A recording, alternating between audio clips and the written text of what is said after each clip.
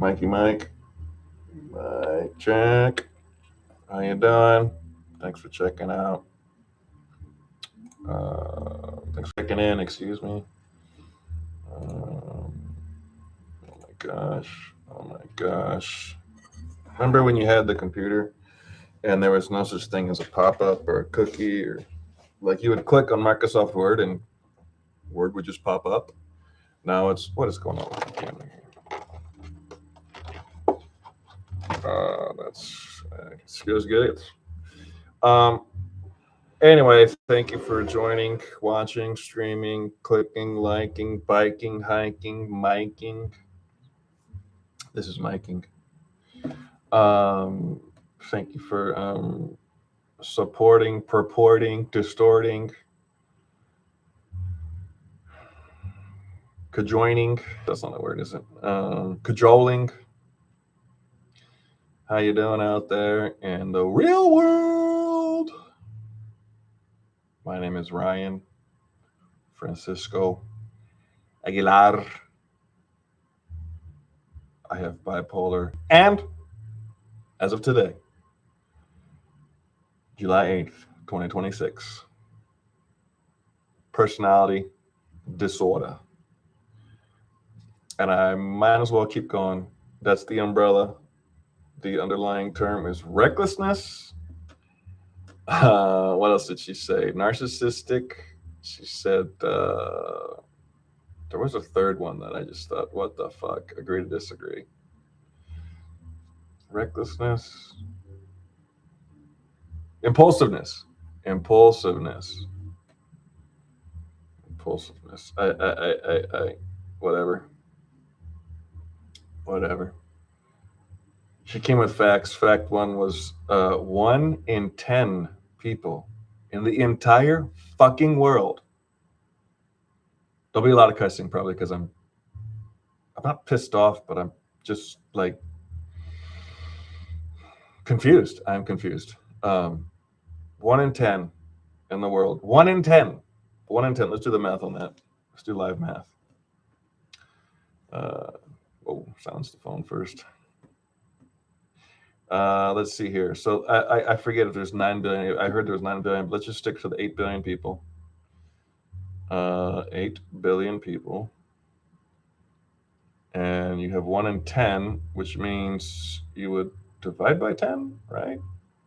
And you would have 800 million people have a personality disorder. I mean, I was at the office today and I didn't count, but a rough estimate, I saw at least 25 people. I would say half were patients and half were workers. Well, 25 divided by 2 is 12 and a half. So 12 workers, 1 in 10. One of you motherfuckers got a personality disorder. That's what you're saying. That's what she said. She also said that half the patients, 1 in 2 patients that they see there, are personality disorder. She talked for like a half an hour, and then there was 2 of them, and one of them said, "How does that feel? How do you feel?" I go, I feel nothing right now. I mean, this is like this is all new information for me. Number one. Number two, everybody has a personality disorder. There's 8 billion people in this world, and 8 billion different personalities. To say that somebody has a personality disorder means you're saying that you should be more like another person and have the same personality, which is impossible because we are 8 billion different, unique, individual snowflakes. We are. We are. We didn't argue. I said that, and they just said okay, and they said their thing. I said okay. That was it. It was just information. Here's information. Right. I've spoken to this psych shrink maybe 15 times over the last year and a half. So 15 hours or less year and a half, and they know me 100%. That's the thing you got to think about your shrink when you're going to see your shrink. How often do you see your shrink? Is it a full hour? Probably not. Do they really know you? Probably not. Are they hanging out with you? No. Do they come to your house? No. Do they see you on the streets? No. Do they walk with you in the mall? No. Do they text you on a regular basis? No. Do they have phone calls with you? No. How much can they possibly know you? How much can they possibly know you? How much can you possibly know them? I was being a little jovial though and joking with them when I said that I was pissed off that, there's a possible new diagnosis. I heard that the last meeting, which was a week ago, you might have a new diagnosis, so just be prepared for that. And I was like, what the fuck? I'm not here for a new diagnosis. I'm here to get healed. I come talk to you people to get healed. I don't want to go to you and continue to be weak and broken and not fixed, which is broken. And right, I'm. Excuse me, something in the eye there. Oh, it could be plank eye. I believe that was Matthew chapter 5. Anyway, I am not here to get more medication, to hear more bullshit. It's more bullshit. But listen to the words that they use in the Psychology Today. In my opinion, okay, good for you. Get a second opinion. They're going to say you don't have a personality disorder. It seems to me, okay, uh, you know, science says, like she said, 1 in 10 have a personality disorder, and half the people that are at the office there have a personality disorder of some kind. What the fuck is a personality disorder? You swear too much. Oh, that's a personality disorder. You drink too much coffee. Oh, that's a personality disorder. You don't care about anybody. Oh, that's a personality disorder. Says who? It's just who I am. It's who we are. If you don't like me, that's your problem. You want to spend time with me? Don't. If I want to spend time with you and you don't want to spend time with me, well, then I'm going to do whatever it takes and change my behavior and ways to figure out what I have to do or not do to be around you so you can tolerate me and then I can enjoy your presence and company. That's one of the things. So, but I was joking and I said, well, what's cool is, I was walking home and I was thinking about that, a new diagnosis. And then I was like, no, wait, you know what? And this is what the psychiatrist was in it too. And I said, looked at her and I pointed at her. I said, a new diagnosis means new medication. And she laughed. And I said, so, I mean, how many diagnoses do I have to get the medicinal marijuana? Because there are medicinal marijuanas in this country. There are. Let me Google that real quick. Hold on. Real time. Medicinal marijuana i svenska.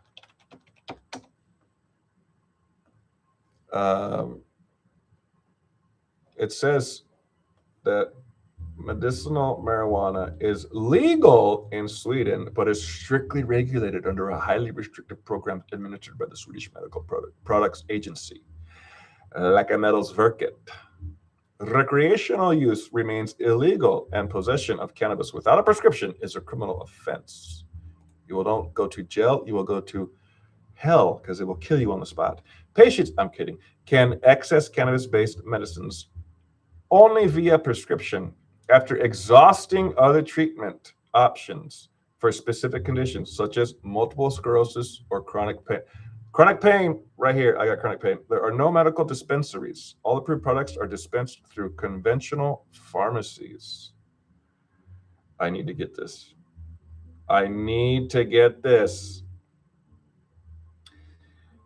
Sativex, approved medical medications and conditions. Sativex, a mouth spray.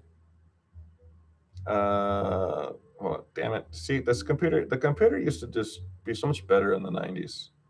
And then now you all these fucking pop-ups and shit. Sativex, a mouth spray containing equal parts THC and CBD, primarily approved for multiple sclerosis spasticity. Marinol, dronabinol, a synthetic THC pill used, who wants synthetic, to combat weight loss in AIDS. Weight loss? Wait a minute. Weight loss in AIDS sufferers and reduce chemotherapy-induced nausea. That's actually good. You want that. The chemo will make you vomit. Epidiolex, a CBD-only medicine prescribed for certain forms of severe childhood epilepsy. Ugh. That's bad. You gotta get on the weed. Bediol, a cannabis-based oil imported from the Netherlands. Thank you, Amsterdam. Available only on a case-by-case basis under special circumstances. Strict regulations. No MMJ cards. Sweden does not issue medical marijuana cards. Access relies entirely on a physician's prescription. So in other words, you got to know somebody, literally. Cultivation illegal. Growing cannabis plants is prohibited. You will go to hell because they will kill you on the spot. I'm kidding. CBD restrictions. CBD products are illegal only if they contain 0 traces of THC. Any product containing even minute amounts of THC is classified as a narcotic and is illegal. You will go to hell. Public opinion. The majority of Swedes oppose the legalization of recreational cannabis, and the government maintains a zero tolerance stance. That is false. I can tell you that right off the bat, that is false. I have spoken to the Center Party. I've spoken to the Social Democrats. I've spoken to the Sverige Demokraterna, the quote-unquote racist party. All of them somewhere have some form of an opinion of legalizing cannabis. It will be legalized sooner than later, and it will help a lot of people. This is what I hear the most of. Cannabis is bad for 12% of the population because it can flip out people and give them personality disorders or not scoliosis, schizophrenia, and multiple personalities. 12%. Okay, so the other 88% of the population has to suffer. What if the other 88% gets cured while the other 12%, well, just don't use it. Just don't use it. Keep them away, and the other 80% can have it. Because alcohol fucks 100% of the population. You drink alcohol, you're fucked. Period. You drink one sip of alcohol, this is coffee, one sip of alcohol, just like that, you're intoxicated. Legally speaking, they'll pull you over and throw your ass in the jail. In this country, if you're drunk driving, you know what they do? They cut your license up. You have to go back to driving school all over again. And the whole thing all over again. I'm getting sidetracked here. So I said medicinal marijuana would be great. She laughed. It wasn't time to be serious. Seriously, though, the next time I see her, I am going to ask him, like, okay, medicinal marijuana is legal. What does this do for my personality? Is there a certain amount I can have every day, every other day, every third day? Right now, I'm on lithium. Once a day, 7 o'clock at night, I take 5 pills. I pop them in. Done. I haven't had a flip out. I haven't had an episode. I haven't had a manic stage, a depressed stage, nothing. Since I've continuously taken it since January of 2024. In June to December of 2023, I went off the meds on purpose because I was trying to prove to people that I can do that. And guess what? I can't. I couldn't then. So I'm staying on it now. I'm following the doctor's orders. Anyway, so I got this new diagnosis. I'm gonna, when the dogs roll around in the leaves in the autumn, that's what I'm doing with this diagnosis. I'm just like, oh yeah, narcissism. Oh, I got personality disorder. Oh, give me the medicinal marijuana. I'm telling you that will help. If you have chronic pain, your personality will be affected by that. That goes hand in hand. If you have especially chronic low back pain like I do in my lumbar system, spine, my rotator cuff, I'm rehabbing it. I've been begging for the surgery only in the terms of healing and the pain going away. And all the specialists I've been seeing, the rehab specialists, the doctor, the MRI people, the ultrasound people, they're saying, listen, the surgery is not necessarily to eliminate all of the pain 100%. You will most likely have pain the rest of your life if you take the rotator cuff surgery. The only thing the surgery does is it attaches everything back, and then you have to heal it and rehab it still. You might not ever be able to work out the way you did ever again. You might get functionality back, but not 100%. You might get mobility back, but not 100%. So just keep doing what you're doing. If you do have to have the surgery, it's better to wait 5 years than get it done with right now in 5 months. So I'm doing that. In the meantime, there is a lot of pain every once in a while. When I wake up, a lot of pain in the mornings. A lot of pain in the mornings. My back comes and goes. I got to do those workouts too. It happens. It sucks. Chronic pain. And when I smoke the reefer, all the pain goes away. And I'm happy. And I'm a new person, a new personality, a different personality. I'm easier to deal with, and I'm easier to be dealt with. That didn't sound right. It's easier for me to deal with people with no pain, and it's easier for people to deal with me with no pain. You have to know me really well and understand that, oh, I am in he's in a lot of pain right now, so don't ask him a bunch of questions. Whatever it may be. Whatever it may be, you know. Um, so I am actually going to go full force with this. I'm going to do whatever it takes. I joined a group. There's some group I got to join. You sit around. Hi, I'm Ryan. I'm a fucking.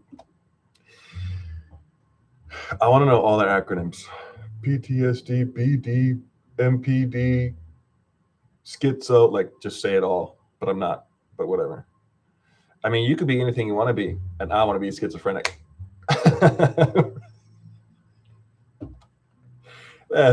Whatever that. See, now I'm in a pretty good mood because most of my pain has subsided. I've talked about it. I've had a walk. I've gotten out of my system a lot of the mornings meeting. This shrink is good. I slowly am beginning to like her. I like how she does stuff in the morning, like wake up, time, put on your makeup, and go talk. Like immediately in the like the first thoughts in the morning. So how are you doing? Well, I'm here. Yeah. How are you? How's life going? How's tell me about your relationship with your children. And it's just like, versus in the afternoon, it's kind of like just like a daisical, relaxed, just chill. The day's over almost. This is the last meeting type thing. So, um, yeah, it's all good. Like it's so hard because it means something and it means nothing at the same time. If I want to, I can pack up and fly back to Texas or Oregon and be with my father or my mother, hang out with my brother for the rest of my life. I could move to Tasmania with my sister for the rest of my life. I could go to Russia. You could just go. Just go. Fuck it and go. I don't need these diagnoses. I could if I wanted to, and it would mean nothing. I'm not going to. I'm just saying, just in general, you could do it. Get a new doctor. I don't like that. I want a new opinion. Get a new one, and just keep getting a new. There's people out there that will get a diagnosis and say, "Fuck it, I want a second opinion," and it'll be the same day, and I want a third opinion, and a fourth opinion, and a fifth opinion, and they keep going and going and going. In fact, I know people like this. I was married to people like this. My first wife, and I hate that term, my first wife. She's not mine. I don't own her. The first woman I was married to. Now we're going through court. We've been doing it for a while. I guess you could say on and off for 16 years since the divorce. Every time we go to court, we actually have to physically go into the court. In the 16 years, we've had to physically do that so far 7 times. I have had the exact same lawyer for 16 years. She, a new lawyer, every time, every single time. It is what it is. You could read into that what you will, right? So I know for a fact there are people who are, I want a new one. I want a new one. I don't like you. I want a new one. I don't like you. I want a new one. You ever walk into a car dealership and the first salesman you see and you talk to them for 2-3 minutes and you're like, fuck this guy. I don't want this clown. Is there anybody else I could talk to? And they don't get offended by it because they know eventually there's going to be somebody that walks in there that they make a sell and they make money and they go home and they're happy.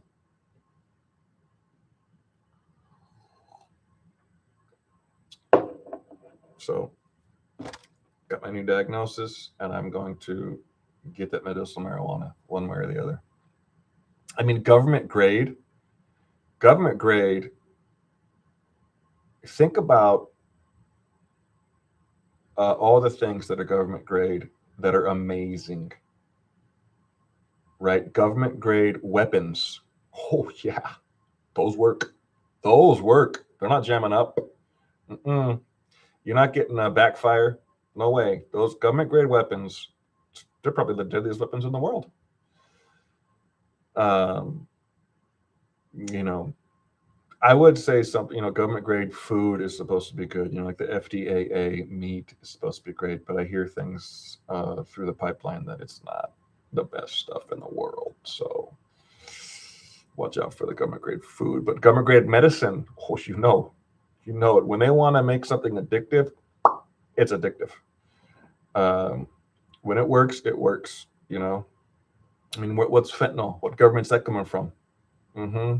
Yeah, it works. So the best drug I ever had was when I was having open heart surgery. It was a cocktail, is what the nurse, she was from Thailand, and she came in and she had this big fucking vial of a mix. It actually looked like a cocktail. It was like, what I remember, it was like, it had like this pinkish hue to it. And she came in and she's, okay, cocktail time. I remember I was like, what? Cocktail time. And she took the little IV thing and she put it in. And as soon as she pushed, I'm talking immediately. Well, hey, how you doing? You want to be my wife? Oh, you're so beautiful. And then the doctor came in. He goes, oh, you're ready. I go, oh, yeah, doc, let's do this. Open heart surgery. Let's go. And then I wasn't falling asleep. And he said, I guess he needs another cocktail. And she gave me a second one. And then I was out. And I didn't wake up till, it's time to wake up when my surgery was done. Anyway, best drugs in the world are government grade medicinal drugs, right? So I got to get me some of that medicinal cannabis for Carl Von Linney's sake. Here's another thing. I think I've said it on the channel here before, that here's how you know it's bullshit. She was coming with facts and figures and science and this and that. I got my own facts and figures. Actually, I'll bring it up right now. Let's get it up to date facts and figures. What is the percentage? Damn it, spelled percentage wrong. Percentage of professionals, we'll do that, professionals sleeping with patients and clients, right? You know what happens. Sex between therapists and clients, kspope.com. National Study of Therapist-Client Sex. This goes all the way back to 1977, since the dawn of creation. This proves my point that there really is no such thing as, you're not supposed to fuck your teacher because it's ethically wrong. It's immoral. There's a power distribution to it, behind it. What the fucking whatever. Oh my gosh, I gotta work on my background. Whatever. About 7 out of 10 therapists. About 7 out of 10 therapists found a client sexually attractive. A quarter fantasized about a romantic relationship, and a fifth gave a goodbye hug at the end. I have received the goodbye hug. I've received it here in Sweden. I've received it. I had this therapist, will not say her name. I used to fantasize about her. I'm the client. I'm allowed to do that, right? I'm the patient, of course. Oh my gosh. And I think it was just that she was an authoritarian figure at the time. And we would talk about being a better father and how to raise the kids better and being a better husband and all this stuff. And it helped a lot. And it also was like, oh, I can't wait to see her in 6, 7, 8 weeks from now. And I'm going to think about her a lot. And then when it came time at the end, when the work was done, it came to the end, she went in for the hug. And I was like, what the fuck is this? So a fifth gave a goodbye hug at the end. Wow, 3% of therapists in a survey admitted to becoming romantic with a client. 3%. Is there any possibility that this is accurate. Fuck yeah. People are people. You cannot control who you're attracted to. You can't. You see a woman, you see a man, you find attraction, you're attracted. You're hot. He's hot. She's hot. They're hot. You're gorgeous. Can we do something more than just the eye candy, the eye, the beauty of the eye of the beholder? Can we do more than that? So, you know, it is what it is. How often do therapists sleep with their patients? Let's read this one. This is a Reddit. I can't speak for how many therapists sleep with their patients, but the amount of times I would sleep with my therapist is however many times it took to get a hefty discount. This is a troll. Come on. I'd assume not many, since it's a good way to lose your job. I don't know what that from was. That blah blah blah blah blah blah blah blah blah blah blah. Oh, here we go. Let's see here. Kitty Cat 40. So I'm a therapist and never have. FWIW. What does that mean?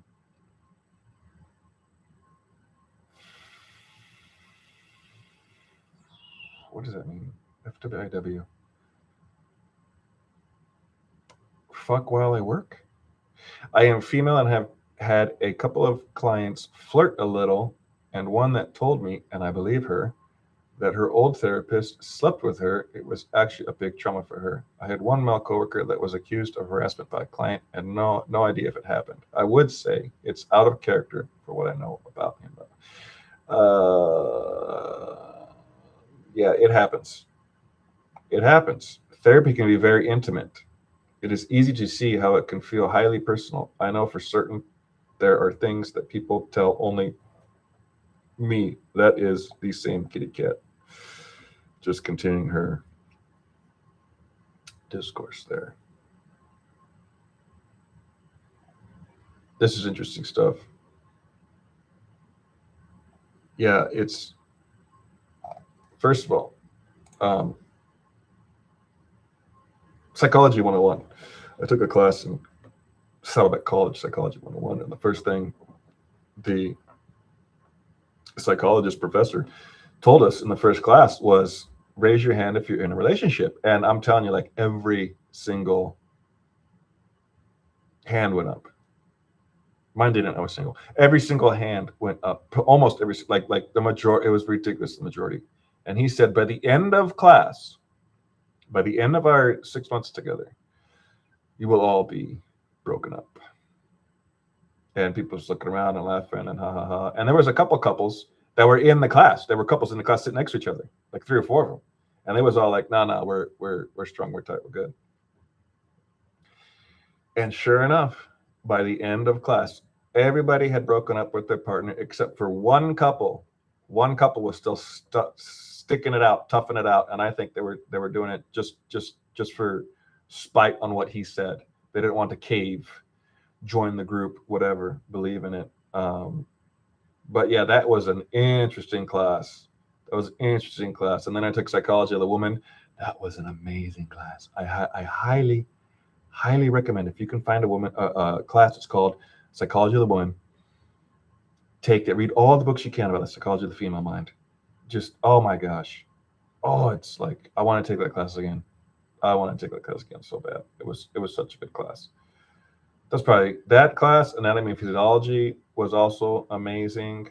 They just, Anthropology 101 was a little eye opener. Very, very cool stuff. The more you could know about the human species, and then the more you can know about yourself. So what does this do? If I do this?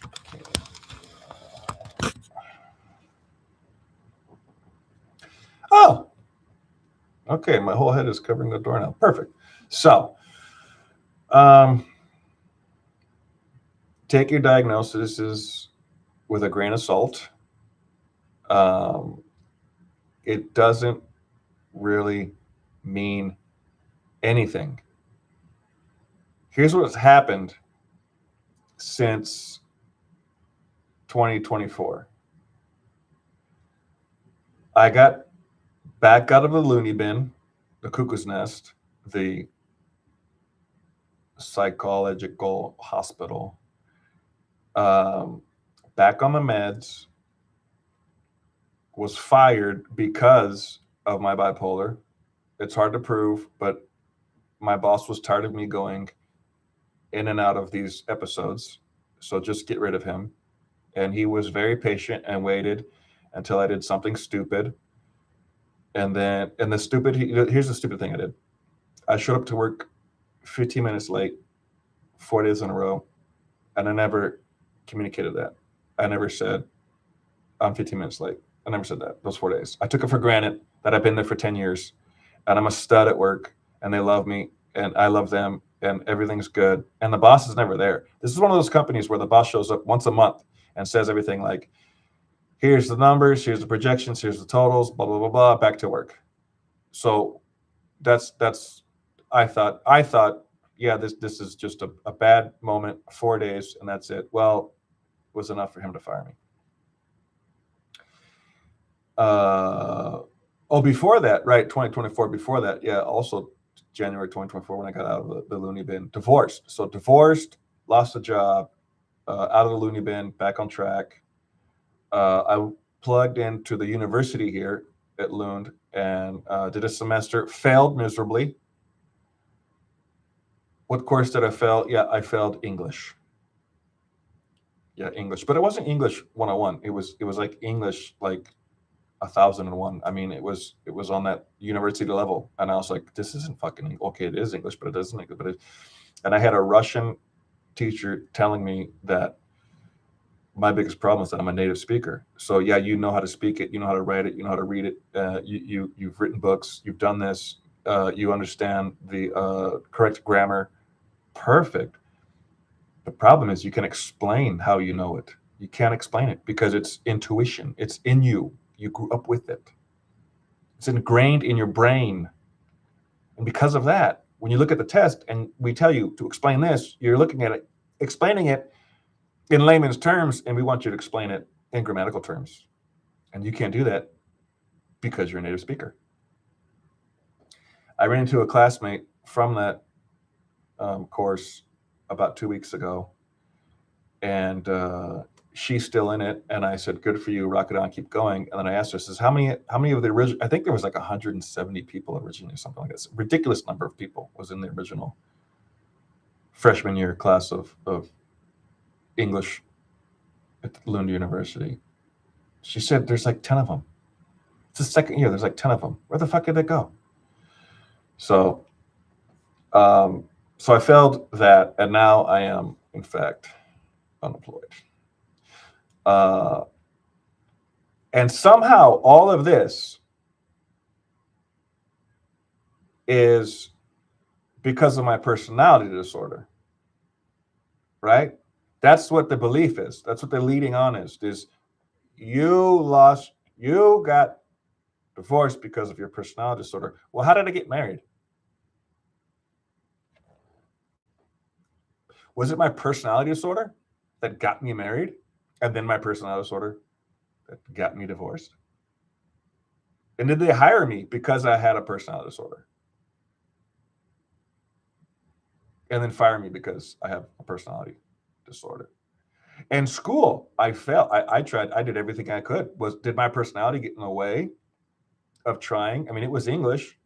A lot of it was very easy and basic to a certain point. And then all of a sudden, as soon as we were dissecting constituents and fragments and main clauses and subclauses and adverbials and subverbials and postverbials and adverbials and adverbial, it became difficult. And then I lost. The big part I lost was my paper. I turned in a paper, and they didn't like my paper for some reason, which I thought was biased. And I did appeal. The problem with the university appeals process, led and run by the student union, is it's run by students that are 18, 19, 20 years old who don't give a fuck and a flying shit, and they're not going to get out of the fucking bed unless there's cocaine and beer at a nation to drown their sorrows in of them failing as well.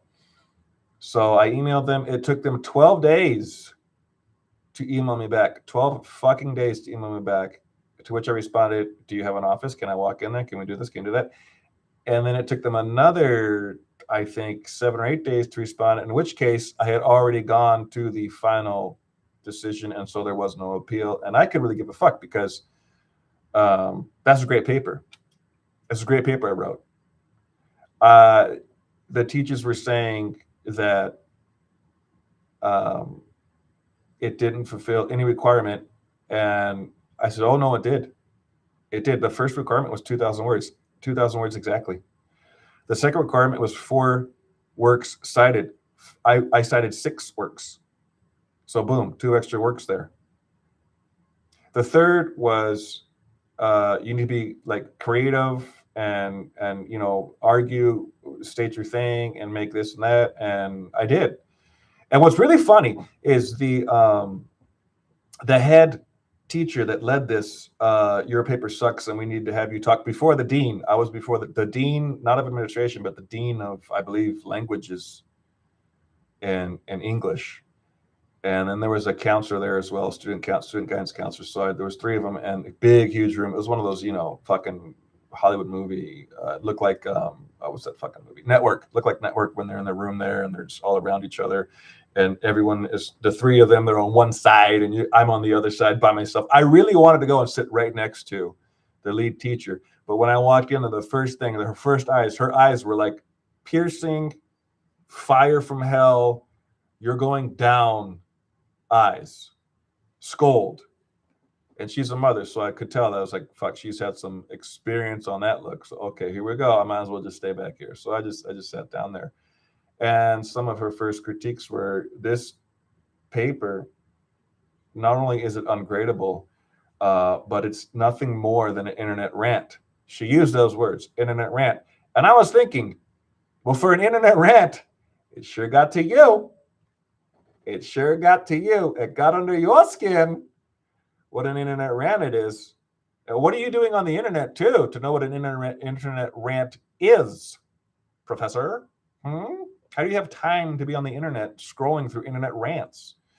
So I wanted to say stuff like that, but I just thought it, and I was like, I'm over it.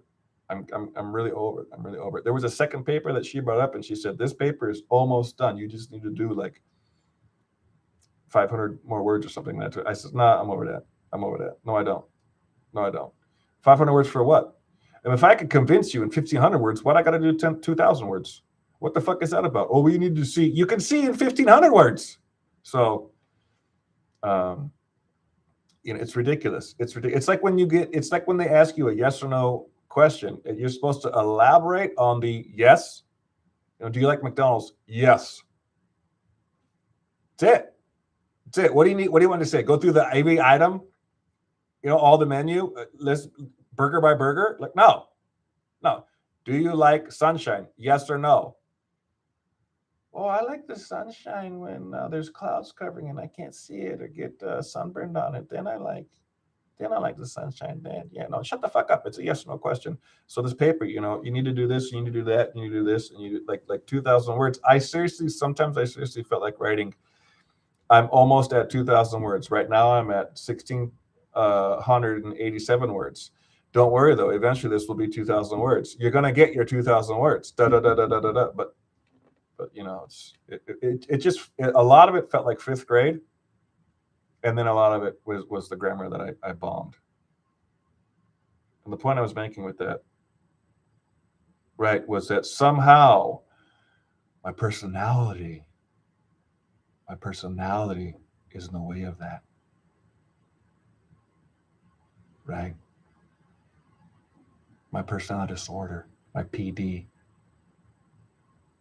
Right? I have low back pain because of my personality disorder. Not because I was injured in sports, but because of my personality disorder. So there's that bullshit that you have to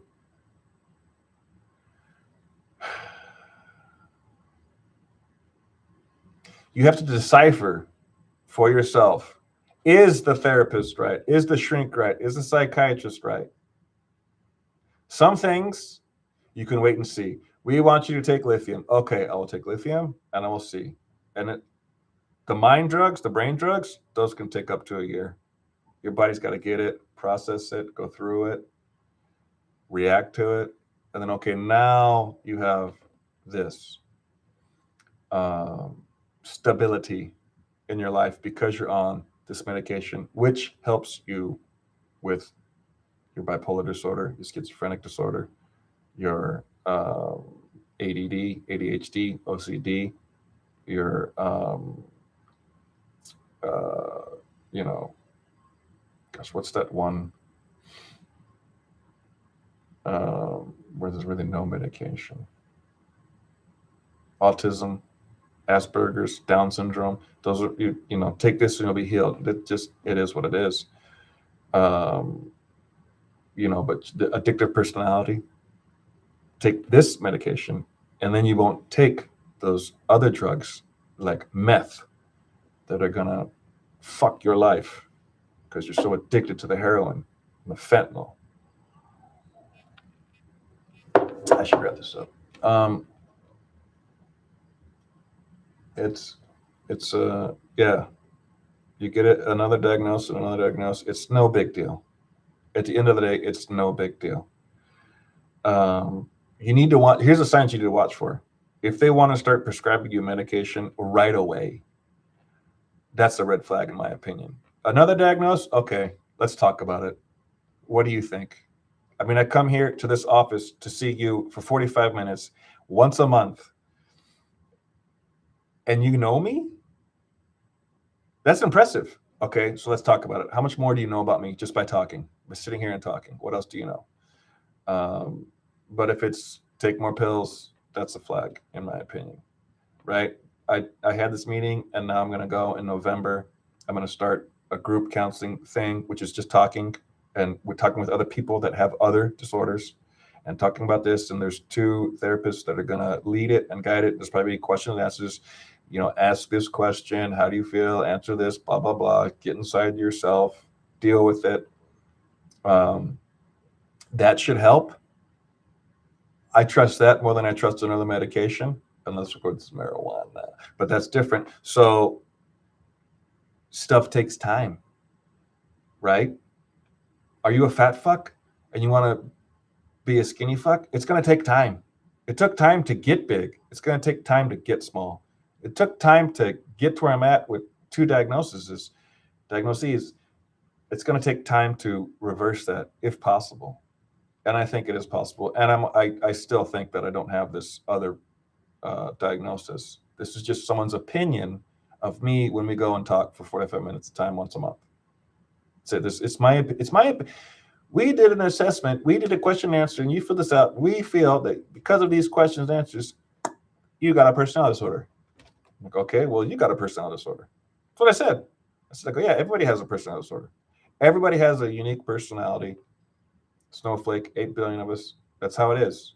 No 2 people are alike. Yes, there's similarities. You like U2? I like U2. You like Metallica? I like Metallica. We're the same. No, you're not. No, you're not. You could be similar, but you're not the same. Right? So I'm going to wrap this up, though. Thanks for watching. It was too long. But at the same time, it was like, you know, you just got to talk. So goodbye.